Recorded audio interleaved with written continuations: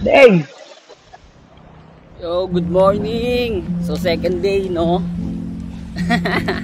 Yeah. Tsaka sa Hiratsuka. Nililigo muna ako ng dagat, sabay ligo ng ano. Buti maraming CR dito eh. Yeah!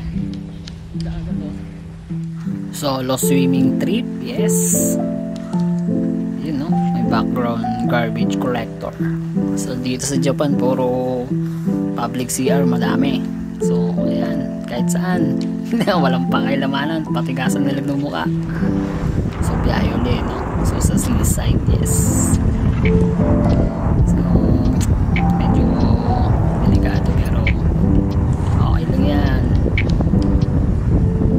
Enjoy life. Yes. Bike camp po. Bago umuwi ng Pinas. Ayos din. So dito talagang medyo malayo-layo rin yung lalakbay ko dito. Bala ko kasi dito mag ano, Izu Peninsula Loop. Ewan ko lang kung kakayanin ko. Kaya sige, bike camp. So first time ko lang din pala mag bike camp, no? Kaya DIY lahat ng ginamit ko dito eh. Ultimo bag, walang yung sa ano, rear bag, mga ganun. Wala akong ganun eh, puro backpack lang nandun sa likod nun eh. So dito parang ano eh, pagod pa ako. Tapos bumili ako ng mochi na ano, merienda.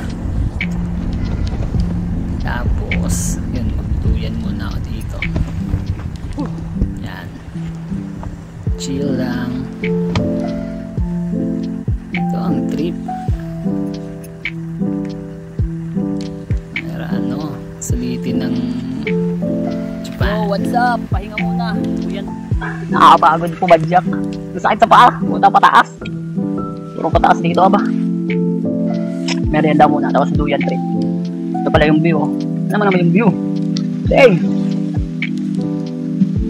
Dito ako sa bangin.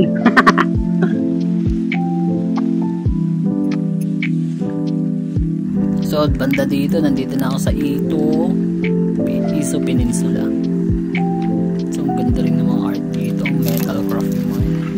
Yo! So, day 2, no? Dito ako magka-rafting. Patagin ko lang muna siya ng konti. Magamit itong skateboard. So, kahit saan talaga, lagi ko talagang dinadala yung skateboard ko. Maraming gamit yan.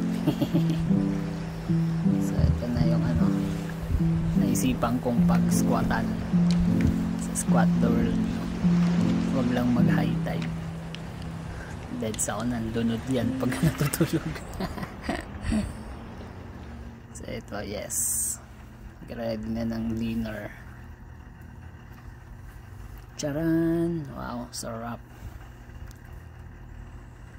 So yan, appreciate ng view, gagawa ng trip. Ching! Yes, thank you.